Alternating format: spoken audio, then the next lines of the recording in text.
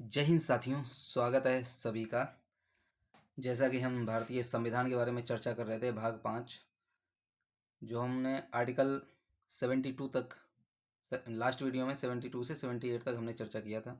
आज हम चर्चा करेंगे आर्टिकल 79 से 90 तक। उसके बाद नेक्स्ट वीडियो और आएगा जिसमें आर्टिकल 90 से आर्टिकल 100 तक जाएगा। आर्टिकल 100 के बाद सीधा उसके बाद हम रिवीजन करेंगे आर्टिकल 1 टू आर्टिकल 100, पूरा एक ही वीडियो में एकदम मैराथन की तरह, और चॉप चॉप करके सारे आर्टिकल एकदम आपके मुँह जबानी पर होनी चाहिए। चलिए शुरू करते हैं। आर्टिकल 79 अनुच्छेद 79, जिसमें बोला गया है संसद का गठन। ठीक है, आर्टिकल 79 में है संसद का गठन, आर्टिकल 80 में है राज्यसभा की संरचना, आर्टिकल 81 में है लोकसभा की संरचना। अब ये तीनों आर्टिकल बहुत ही इंपॉर्टेंट हैं, इनको आप याद कर लेना। इन तीनों में से एक ना एक जरूर आपके क्वेश्चन पूछा जाता है। प्रीवियस एग्जामिनेशन में आप उठा के देखोगे, उनमें ज़रूर पूछा गया होगा।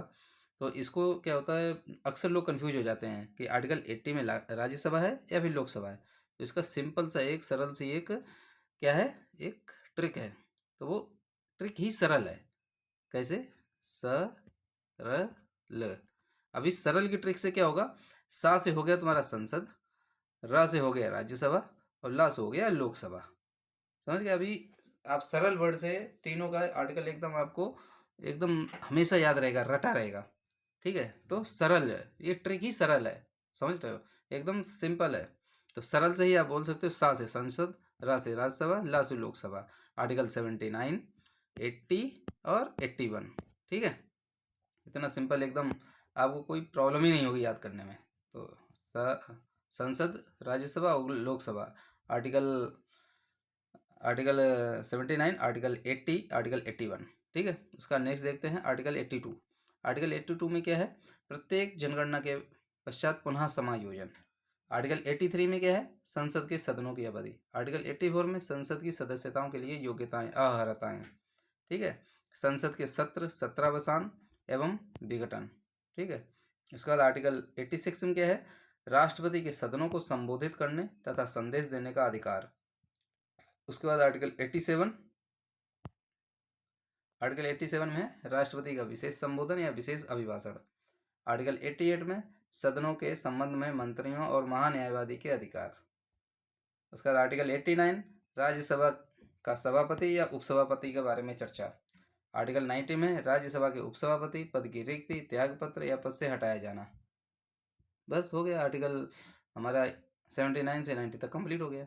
कितना सिंपल था, कोई प्रॉब्लम हुआ? अरे ऐसे नहीं होता भाई, अभी आगे तो पूरी कहानी तो बाकी है। ये तो बस मैंने जस्ट पढ़ दिया है, अब इनको समझना है। हर आर्टिकल में क्या क्या चीज़ें हैं, क्या क्या क्वेश्चन पूछा जाता है, हर तरह के एक एक आर्टिकल आगे से हम विस्तार रूप से चर्चा करेंगे। और कुछ समझ में नहीं आता है तो कमेंट बॉक्स खोला है, बिल्कुल फ्री है, एक भी पैसा आपसे नहीं लेते हम। बाकी सब लोग लेते होंगे, पर मैं एक भी पैसा नहीं लेता हूँ आपसे। कमेंट बॉक्स टोटली फ्री है, बस कुछ भी कमेंट करके आप पूछ सकते हैं। मुझे पता होगा मैं बताऊंगा, नहीं पता होगा तो पता करके बताऊंगा। आपके आंसर का सवाल का आंसर जरूर मिलेगा आपको। ठीक है, चलिए शुरू करते हैं आर्टिकल 79। तो जो ओवरव्यू मैंने बताया है आज इसी की चर्चा करेंगे, इससे ज़्यादा ना इससे कम। ठीक है, नेक्स्ट है आर्टिकल 79, जिसमें बोला गया संसद का गठन। अब ये संसद क्या है, तो संसद क्या है, जनता की सर्वोच्च प्रतिनिधि संस्थाएं जिनके माध्यम से आम जनता की संप्रभुता को अभिव्यक्ति मिलती है। अब संप्रभुता क्या होती है, ये आज मैं नहीं बताऊंगा। संप्रभुता मैं आपको कई बार दो तीन बार बता चुका हूँ। सोवेरेनिटी इंग्लिश में बोलते हैं इसको, आप पिछले वीडियो में जाके देखिए। ठीक है, अब फिर नहीं समझ में आएगा तो आप फ्री ऑफ कॉस्ट क्वेश्चन पूछ सकते हैं कमेंट बॉक्स में।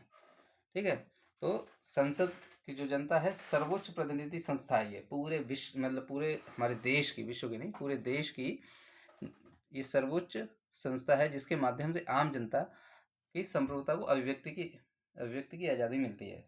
इसमें क्या होता है, मतलब जो संसद में सदस्य होते हैं उनको हम एमपी बोलते हैं, मेंबर ऑफ पार्लियामेंट। ठीक है, और ये एमपी जो है डायरेक्ट जनता द्वारा चुने जाते हैं। तो ये एमपी जो है जिस भी क्षेत्र से चुने गए होंगे, वो वहाँ की जनसंख्या जो जो भी जनता है उनके बिहाफ में संसद में बैठते हैं। ठीक है, उनके बिहाफ में संसद में बैठते हैं। तो जो भी उनके क्षेत्र में जो भी आम जनता के, आम लोगों की समस्याएं होती हैं, वो एमपी जो है संसद में रखते हैं कि हमारे क्षेत्र में हमारी जो कॉन्स्टिट्यूंसी है वहाँ पे ये समस्या है और इनका निवारण किस तरह निकाला जाएगा, तो वहाँ पे चर्चा की जाती है। तो यही है संसद एक। ठीक है, जैसे हमारे यहाँ ग्राम प्रधान होता है, ग्राम प्रधान के साथ लोगों की मीटिंग होती है, आम जनता बैठती है या फिर कुछ प्रतिनिधि होते हैं वो बैठते हैं, तो उसी तरह से ये संसद क्या है, एक बड़े रूप में, मतलब हमारे देश के बड़े रूप में ये एक वही ग्राम प्रधान का एक बड़ा रूप मान लो संसद में जो बैठते हैं। ठीक है, ये संसद हो गई। अब इस संसद क्या होते हैं, संसद के 2 सदन होते हैं और 3 अंग होते हैं। इसमें कंफ्यूजन में नहीं रहने का बिल्कुल भी। संसद के 2 सदन होते हैं, 2 सदन होते हैं और 3 अंग होते हैं। इसमें कंफ्यूजन नहीं रहना, इसमें बहुत से लोग कंफ्यूजन रहते हैं। तो 3 अंग कौन कौन से होते हैं? पहला कौन सा होता है? President, president of Bharat, Bharat के राष्ट्रपति। और दूसरा क्या है? राज्यसभा। तीसरा क्या है? लोकसभा। तो ये 3 अंग हो गए। और सदन कौन से हैं? सदन ओनली लोकसभा और राज्यसभा, ये सदन है। प्रेसिडेंट सदन नहीं है, प्रेसिडेंट अलग से है, ये एक अंग है सदन का, ना कि मतलब संसद का अंग है प्रेसिडेंट, ना कि सदन है। ठीक है, तो ये क्लियर हो गया होगा। भारत के राष्ट्रपति दिल्ली में रहते हैं। इनका स्थान, ये कहाँ पर रहते हैं, इनका जो घर कहाँ बना हुआ है, जो राष्ट्रपति का जो आवास है वो रायसेना की पहाड़ी जो दिल्ली में है उसके ऊपर बना हुआ है, याद रखना। ठीक है, ज्योग्राफी की जब हम क्लास स्टार्ट करेंगे तो वहाँ पे बताएंगे रायसेना की पहाड़ी कहाँ पे, एक्चुअल पोजीशन आपकी बताएंगे। तो चिंता मत करो, एक एक चीज़ एकदम आपके सामने एकदम चॉप चॉप आएगा। अभी देखो पॉलिटी जैसे कंप्लीट होगा वैसे ही ज्योग्राफी स्टार्ट करेंगे, इधर बायोलॉजी जैसे कंप्लीट होगा वैसे ही हम दूसरा सब्जेक्ट स्टार्ट करेंगे। तो कुछ भी एक एक चीज़ आपको फ्री ऑफ कॉस्ट इधर मिलेगा, और जो नहीं समझ में आता है आप पूछिए। ठीक है, ये संसद जो है, संसद का नाम, ये सांसद नहीं, संसद का नाम कहाँ लिया गया, कहाँ से लिया गया? यूके से लिया गया है। इस यूके ही संसद की जननी है, याद रखना। यह एक फ्रेंच वर्ड है, संसद जो है ये एक फ्रेंच वर्ड है। भारत का राष्ट्रपति भवन जो है वो एडविन लुटियन ने बनवाया था। ये कहाँ पे? अभी बताया मैंने, रायसेना की पहाड़ी पे स्थित है, याद रखना। ठीक है, रायसेना की पहाड़ी पे स्थित है। ये किसने बनवाया था? एडविन लुटियन ने बनवाया था। आर्टिकल 79 के अनुसार क्या है? संसद के 3 अंग है। ठीक है, 3 अंग कौन कौन से हैं बता दिया मैंने। राष्ट्रपति, ठीक है, लोकसभा और राज्यसभा, ये 3 अंग हैं। और सदन कितने? सदन 2 ही हैं, लोकसभा और राज्यसभा, याद रखना, इसमें कन्फ्यूजन नहीं होने का बिल्कुल भी। उसके बाद संसद के संसद जो राष्ट्रपति जो होते हैं वो संसद के किसी भी सदन के सदस्य नहीं होते हैं और ना ही वो संसद में बैठते हैं, याद रखना। और फिर भी वह संसद के अभिन्न अंग हैं, याद रखना, अभिन्न अंग है राष्ट्रपति। क्योंकि संसद के सदनों द्वारा पारित जो भी विधेयक पारित होता है, जो भी बहुमत, विशेष बहुमत या साधारण बहुमत से जो भी विधेयक पारित होता है, उसके बाद दोनों सदनों में पारित हो जाएगा, राज्यसभा में भी लोकसभा में भी। उसके बाद वो राष्ट्रपति के पास जाएगा। राष्ट्रपति is the final authority of any विधेयक, कोई भी विधेयक है उसको फाइनल अथॉरिटी राष्ट्रपति है। वो जब साइन करेंगे, जैसे ही साइन हो गया वैसे ही वो कानून बन जाएगा, कानून रूप में ग्रहण करेगी। जैसे अभी महिलाओं के आरक्षण के लिए कानून बना है, तो उसमें द्रौपदी मुर्मू जी ने फाइनल साइन कर दिया है और वो अभी कानून बन गया है। जब तक साइन नहीं करेंगे तब तक वो कानून नहीं बनेगा। ठीक है, वो विधेयक साइन करने के बाद ही कानून बनता है। उसका नवनिर्वाचित लोकसभा में प्रथम सत्र का प्रारंभ कौन करता है? राष्ट्रपति करते हैं। और प्रत्येक वर्ष के प्रथम सत्र के प्रारंभ में राष्ट्रपति संयुक्त रूप से दोनों सदनों को संबोधित करते हैं।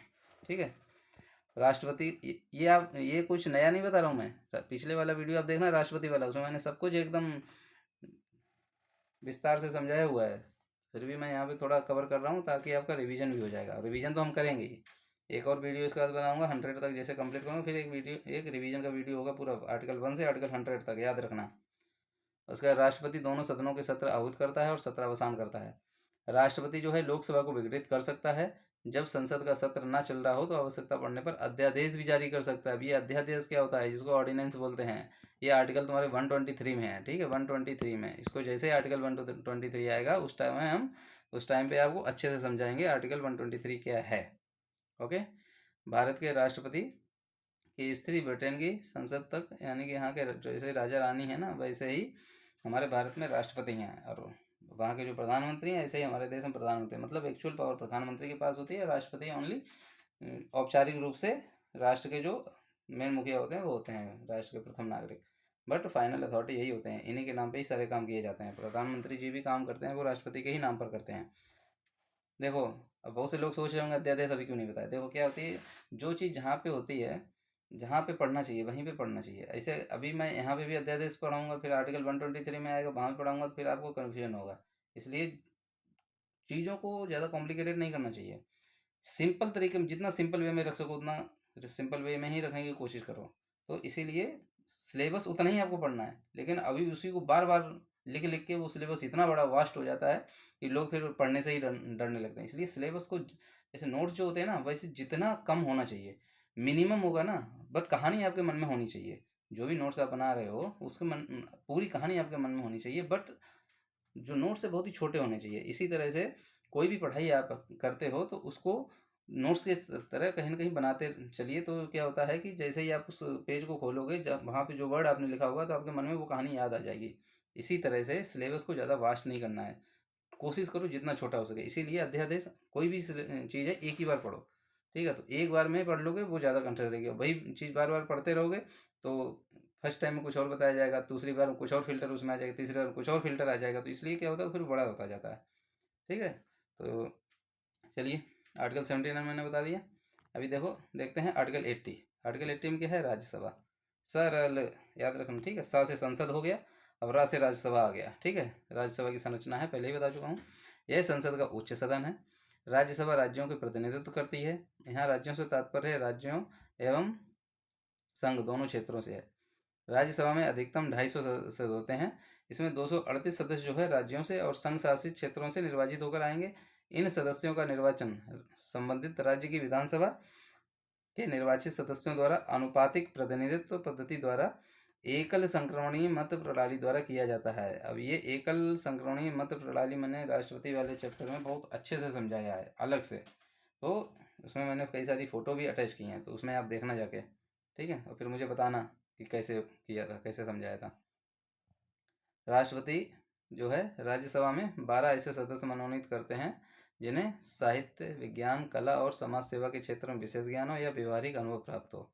तो राष्ट्रपति जो है 12 ऐसे सदस्य राज्यसभा में मनोनीत करते हैं, ठीक है। राज्यसभा में राज्यों एवं संघ क्षेत्रों में प्रतिनिधियों के स्थान का आवंटन चौथी अनुसूची, अनुसूचियाँ हम बताएंगे आपको।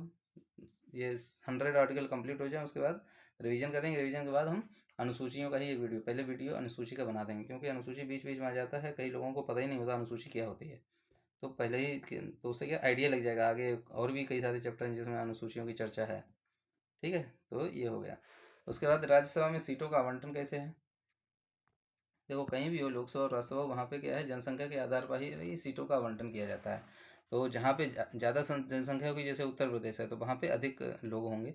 जहाँ पे कम जनसंख्या होगी तो वहाँ पे कम लोग ही संसद के सदस्य बनेंगे।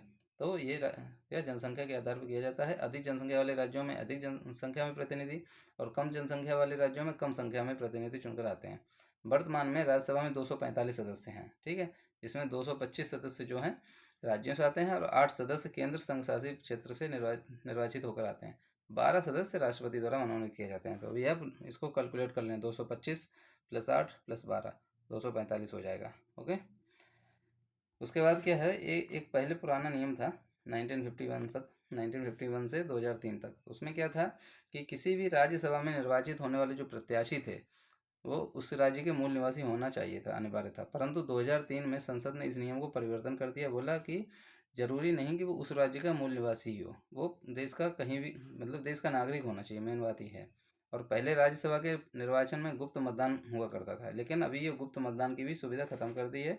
अभी जो भी है खुला मतदान की व्यवस्था ही है। 2003 का संशोधन हुआ था, संविधान में संशोधन किया गया था, उसमें ये बदलाव किया गया था, ठीक है।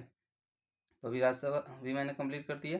इसमें कितने 245 सदस्य हैं, जिसमें 225 आते हैं राज्यों से, 8 आते हैं केंद्र शासित प्रदेशों से और 12 राष्ट्रपति मनोनीत करते हैं। इसमें टोटल कितने सदस्य होने चाहिए, 250 सदस्य ही होने चाहिए, ठीक है। चलिए नेक्स्ट देखते हैं लोकसभा। आर्टिकल 81, सरल, याद है ना, सरल। सा से संसद, रा से राज्यसभा, ला से लोकसभा। Article 79, 80 and 81, okay. 81 में क्या है, लोकसभा की संरचना। लोकसभा में अधिकतम 552 सदस्य हो सकते हैं, याद रखना। राज्यों के प्रादेशिक निर्वाचन क्षेत्र में अधिकतम 530 सदस्यों का निर्वाचन किया जाएगा। संघ राज्य क्षेत्र में अधिकतम 20 सदस्यों का निर्वाचन किया जाएगा। आर्टिकल 331 के अनुसार राष्ट्रपति लोकसभा में 2 एंग्लो इंडियन को मनोनीत कर सकता है, परंतु 104वें संविधान संशोधन में अधिनियम के अनुसार यह प्रावधान समाप्त कर दिया गया है। ठीक है, तो आर्टिकल 331 तो काफ़ी समय है, बहुत दूर है आने में, लेकिन इसमें एंग्लो इंडियन मैं बता देता हूँ क्या होता है। एंग्लो इंडियन क्या होता है, शायद मैं बता भी चुका हूँ, लेकिन फिर भी एक बार बता देता हूँ। एंग्लो इंडियन क्या है, जब अंग्रेज यहाँ पर थे तो वो यहाँ के लोगों, यहाँ की लड़कियों से शादी कर लिया करते थे। तो शादी कर लेते थे तो एक तो अंग्रेज हो गया और लेडीज़ इंडियन है, तो अंग्रेज मतलब इंग्लिश और इंडियन इन दोनों का मिश्रण हुआ। इन दोनों के मिश्रण से जो बच्चा पैदा हुआ, जो संतान की उत्पत्ति हुई, वो एंग्लो इंडियन कहलाई है। तो शुरू में एंग्लो इंडियन जब संविधान बन रहा था तो एंग्लो इंडियन की तरफ से भी कोई प्रतिनिधि थे, तो उन्होंने क्या बोला था कि सभी को तो अधिकार मिल रहा है, लेकिन एंग्लो इंडियन को अधिकार कौन देगा। तब एंग्लो इंडियन के बारे में सोचा गया था, तो उस टाइम पे एंग्लो इंडियन को राष्ट्रपति मनोनीत करते थे। तो लेकिन कुछ समय बाद क्या हुआ, जब वो अंग्रेज यहाँ से चले गए, फिर जो एंग्लो इंडियन थे उन्होंने जब यहाँ शादी की, जो एंग्लो इंडियन थे उन्होंने जब हमारे देश में ही रहे, तो अपने ही देश में रहे और यहाँ पे उन्होंने शादियाँ भी की, तो जो उनके बच्चे हुए वो एंग्लो इंडियन नहीं कहलाएंगे, वो तो इंडियन ही कहलाएंगे। तो ये एंग्लो इंडियन की कहानी है, मतलब अंग्रेजों और इंडियन से उन्होंने शादी की, तो जो उससे जो बच्चा पैदा हुआ वो एंग्लो इंडियन कहलाया। लेकिन एंग्लो इंडियन ने जब दोबारा शादी की यहीं पे, दोबारा मतलब पहली बार जब शादी की, तो जब उनके बच्चे हुए वो एंग्लो इंडियन नहीं कहलाएंगे, वो इंडियन कहलाएंगे। तो फिर एंग्लो इंडियन वाला काम ख़त्म कर दिया गया है। पहले ऐसा था, ठीक है, जिसमें एंग्लो इंडियन का निर्वाचन राष्ट्रपति द्वारा किया जाता था, लेकिन 104वें संविधान संशोधन में ये प्रावधान समाप्त कर दिया गया। तो लोकसभा में अधिकतम 550 सदस्य, परंतु वर्तमान में केवल 543 सदस्य हैं। जो 7 सदस्य हैं ना, ये हमारे लिखा नहीं है, मैं बता रहा हूँ, ये जो 7 सदस्य छोड़े हुए हैं ये जम्मू कश्मीर का जो पीओके भाग है, पीओके जो हमारे देश का ही अभिन्न अंग था, लेकिन अभी वो पाकिस्तान के पास है। तो जो 7 सीटें हैं ना, ये सिर्फ पीओके के लिए हमने छोड़ रखी हैं। जैसे पीओके हमारे पास आएगा तो पीओके से 7 प्रतिनिधि चुनाए जाएंगे और वो संसद में आके बैठेंगे। ठीक है, देख लो, पीओके हमारा अभिन्न अंग था, है और रहेगा। नहीं है तो उसको लेकर रहेंगे हम, याद रखना पाकिस्तानी में। ठीक है, राज्य में लोकसभा सीटों की संख्या और उस राज्य की जनसंख्या के अनुपात सभी राज्यों में लगभग समान होती है। ठीक है, वो ऑलरेडी बता ही चुका हूँ। ठीक है, आर्टिकल 81 तक कंप्लीट हो गया। संसद, राज्यसभा, लोकसभा, सरल, तीनों कंप्लीट हो गए। चलो नेक्स्ट, इसमें क्या है, प्रत्येक जनगणना के बाद पुनः समायोजन। इसका क्या मतलब होता है कि हमारे देश में जो संसद है वो 1971 में जो जनगणना हुई थी उसी के हिसाब से अभी भी सदस्य हैं, उसी के हिसाब से अभी भी एमपी हैं। क्यों? क्योंकि हमारे संसद में जगह बहुत कम थी। अगर हम ज़्यादा लोग मनोनीत भी कर लेते चुनाव के बाद, तो मनोनीत करने के बाद उनको बिठाओगे कहाँ, संसद में जगह ही नहीं है। इसीलिए नई संसद अभी बनाई गई, उसको इनॉग्रेट किया गया है और अभी नई संसद में शिफ्ट हो चुके हैं। तो अभी दोबारा से समझ दो, समझो 1971 की जनगणना के अनुसार अभी तक हमारे संसद में जो भी प्रतिनिधि चुन के आते थे, जो भी संसद के सदस्य होते थे, वो 1971 की जनगणना के अनुसार होते थे। और इसमें क्या है, हर 10 साल में जनगणना होती है, तो हर 10 साल में एक बार पुनः समायोजन किया जाना चाहिए कि कहाँ पे कितनी जनसंख्या बढ़ी है। जहाँ पे बढ़ी है वहाँ पे प्रतिनिधि ज़्यादा चुने जाएंगे, और जहाँ पे कम हुई है वहाँ पे प्रतिनिधि कम कर दिए जाएंगे। इस तरह से समायोजन होता है। तो इसका मतलब इस आर्टिकल में यही है, प्रत्येक जनगणना के बाद पुनः समायोजन। ठीक है, ताकि जनसंख्या के अनुसार और संसद के सदस्यों की सीटें बढ़ाई जा सकें। तो अभी नई संसद बन गई है, तो अभी इस बार समायोजन हो सकता है, कुछ सीटें बढ़ाई जाएंगी इस बार चुनाव में। उसका बाद आर्टिकल 83, संसद के सदनों की अवधि। इसमें क्या है, लोकसभा की अवधि 5 वर्ष होती है, राज्यसभा की अवधि जो अवधि नहीं अवधि 6 वर्ष की होती है, और हर 2 साल में उनके सदस्य चेंज होते रहते हैं। क्या होता है, लोकसभा पता ही है, हर 5 साल में लोकसभा के चुनाव होते हैं, और प्रधानमंत्री इनके मुखिया होते हैं, और मंत्री जो हैं अगर इनका विघटन हुआ तो पूरी लोकसभा ही विघटित हो जाती है और दोबारा चुनाव कराने पड़ते हैं। लेकिन और इसीलिए लोकसभा को हम अस्थाई सदन कहते हैं। लोकसभा क्या है, अस्थाई सदन इसीलिए कहते हैं, अस्थाई। ठीक है, और राज्यसभा इसीलिए क्या बोलते हैं, स्थाई सदन बोलते हैं। राज्यसभा स्थाई सदन क्यों होता है, क्योंकि राज्यसभा में जो सदस्य चुने जाते हैं ना, वो कभी उनका सभी का चुनाव कभी एक साथ नहीं होता है। इनका जैसे राज्यसभा में जैसे मान लो 99 सदस्य हैं, फॉर एग्जाम्पल 99 सदस्य हैं, तो 99 का 3 भाग कर दो, कितना हो जाएगा, 33 और 33। तो इसमें क्या होगा, और ये 33 जो है ना, हर 2 साल बाद इनका चुनाव होगा। कैसे होगा, जैसे मान लो 2 साल पहले इनका चुनाव हुआ, मान लो 2010 में इनका चुनाव हुआ, ठीक है, 2010 में इनका चुनाव हुआ, ये 33 2010 में चुन के आए। अब 2 साल बाद 2012 में इनका चुनाव होगा, 2012 में ये चुन के आए। अब जो 2014 में ये चुन के आएंगे, ठीक है, तो 2010 12 14 तो 4 साल हो गए। अगले 2 साल बाद ये चुने जाएंगे, ठीक है, अगले 2 साल बाद इनका चुनाव होगा, इनकी जगह दूसरे आएंगे, लेकिन अगले 4 साल तक ये तो रहेंगे ना।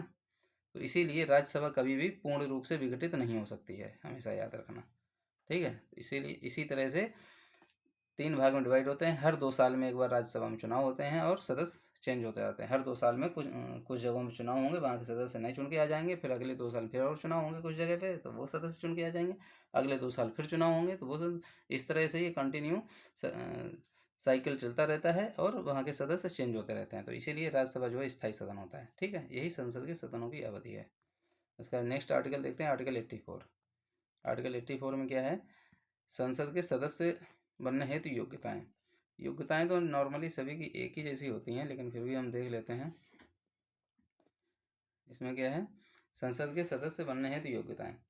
आर्टिकल 84 में क्या है, संसद के सदस्य बनने के लिए कुछ क्वालिफिकेशंस होती हैं, जैसे वह भारत का नागरिक हो, राज्यसभा में सदस्य बनने के लिए उम्र 30 वर्ष होनी चाहिए, और लोकसभा में सदस्य बनने के लिए उम्र मिनिमम 25 ईयर्स होनी चाहिए।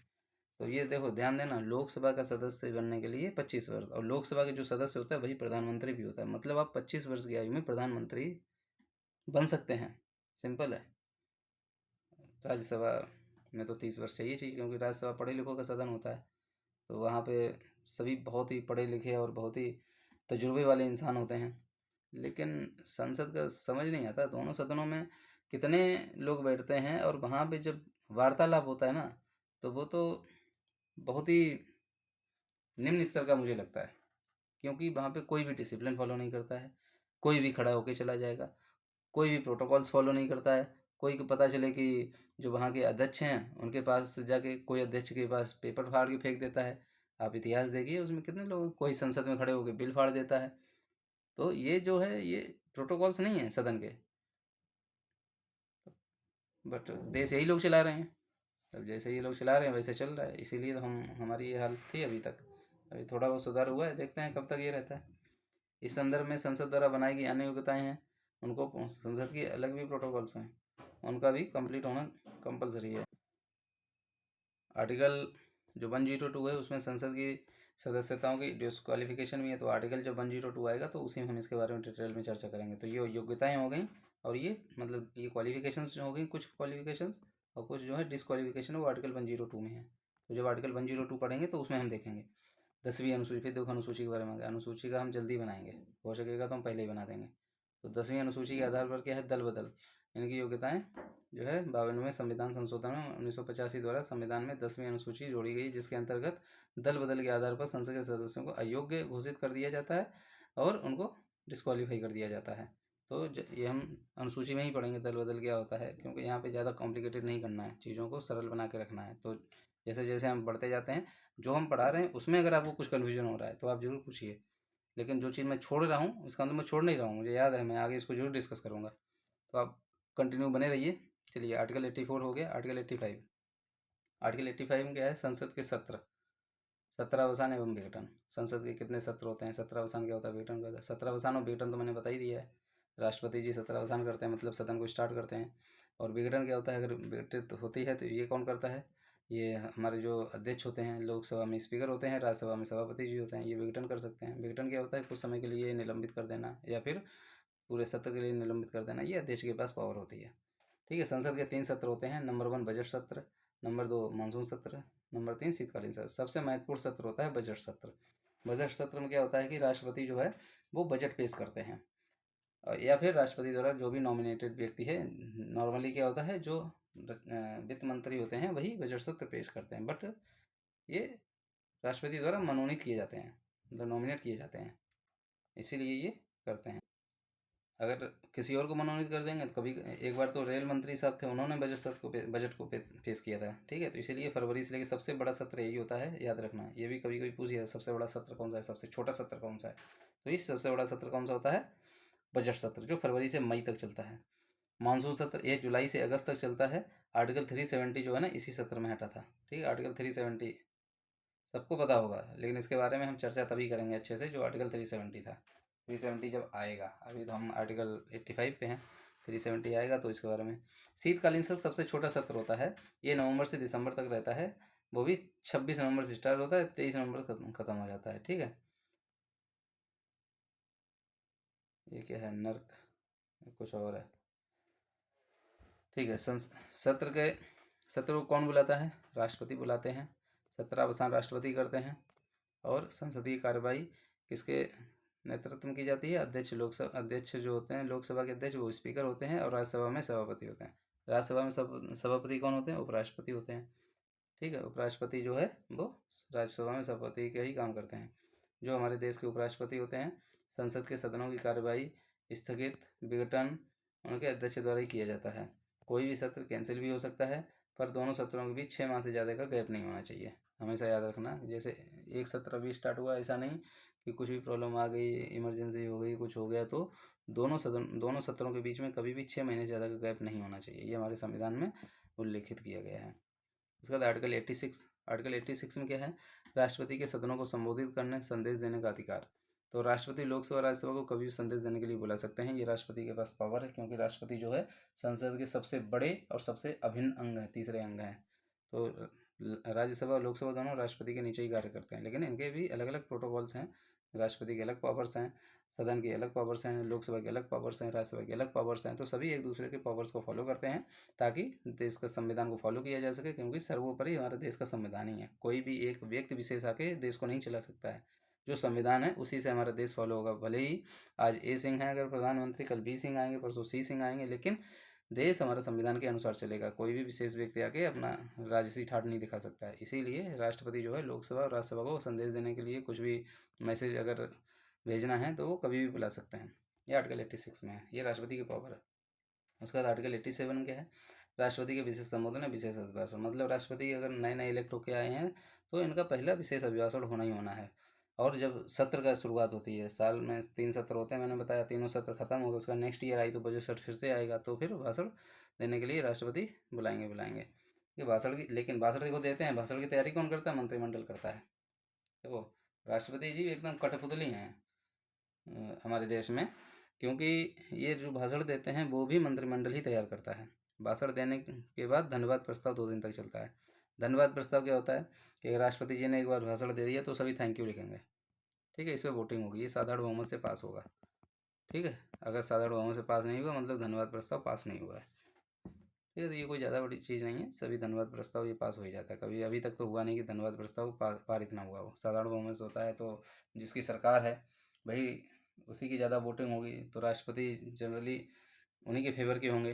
तो और साधारण बहुमत मतलब आधे से एक ज़्यादा होना चाहिए, तो उतने में ही सरकार होती है। अगर उतना धन्यवाद प्रस्ताव पारित नहीं हो पा रहा है, इसका मतलब सरकार गिरी जाएगी, अविश्वास प्रस्ताव तुरंत ला दिया जाएगा। तो ऐसा नहीं है जनरली। चलिए, आर्टिकल 88 में क्या है?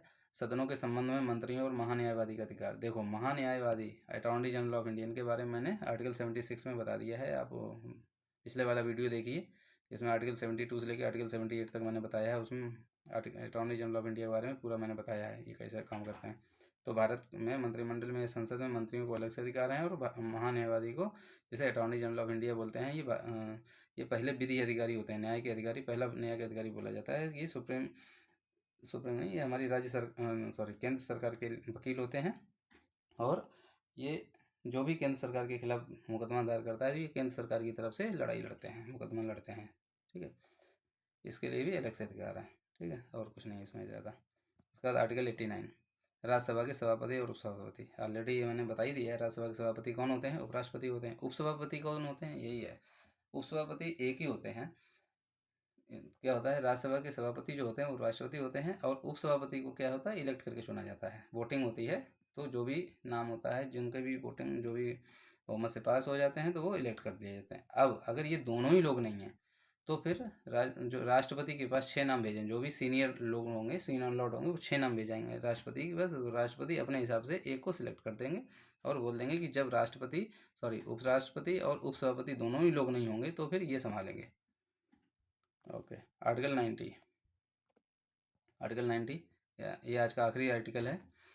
ठीक है। आर्टिकल 90 में क्या है, राज्यसभा के उपसभापति पद की रिक्ति, त्यागपत्र और पद से हटाए जाना। अब राज्यसभा के जो उपसभापति होते हैं उनका कार्यकाल जब समाप्त हो जाएगा तो वह अपने पद से इस्तीफा देना पड़ेगा। ठीक है।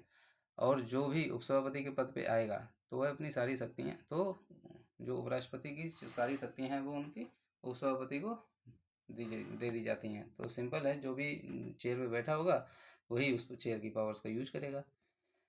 यदि अगर इन्होंने इस्तीफा नहीं दिया है, मतलब इनको हटाया नहीं, इनका मतलब जो समय के अनुसार इनका होना चाहिए था वो नहीं हुआ है, तो क्या है, इन्होंने अगर इस्तीफा दे दिया अपनी मर्जी से, तो उनका क्या है, उनको क्या है, एक लेटर लिखना पड़ेगा इस्तीफा जिसको बोलते हैं, और सभापति को सौंपेंगे, और सभापति ने अगर स्वीकार कर लिया तो इनका पद रिक्त हो जाएगा। और यदि सदन चाहता है इनको हटाना तो फिर क्या होगा, तो 14 दिन पहले इनको इन्फॉर्म किया जाएगा, और 14 दिन बाद फिर वोटिंग होगी, अगर बहुमत से पास हो गया तो ये पद से हटा दिए जाएंगे। ठीक है। तो ओनली उपसभापति के लिए ये है, सभापति के लिए तो कुछ नहीं, सभापति तो हमारे उपराष्ट्रपति हैं। उपराष्ट्रपति के लिए एक महाभियोग जैसी प्रक्रिया, जैसे राष्ट्रपति महाभियोग के महाभियोग की प्रक्रिया द्वारा हटाए जाते हैं, वैसे ही उपराष्ट्रपति भी महाभियोग जैसी ही प्रक्रिया द्वारा हटाए जाते हैं। तो ये सिर्फ ओनली उपसभापति के लिए है, ना कि सभापति के लिए।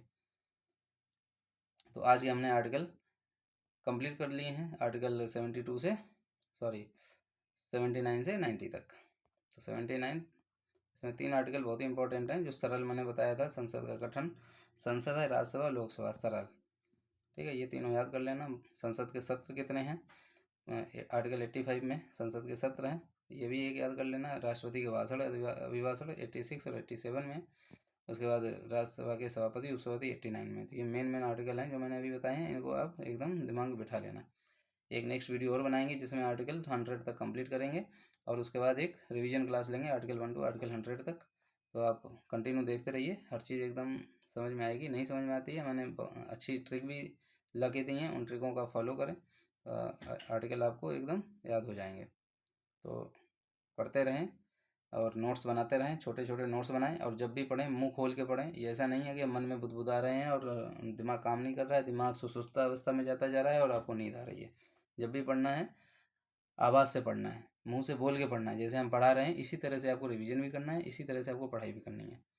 चलिए, अपना कीमती समय देने के लिए धन्यवाद। छोटों को प्यार दें, बड़ों का सम्मान करें, अपने व्यक्तित्व को अच्छी तरह से विकसित करें, ताकि हर कोई आपके साथ सुरक्षित महसूस करे। धन्यवाद।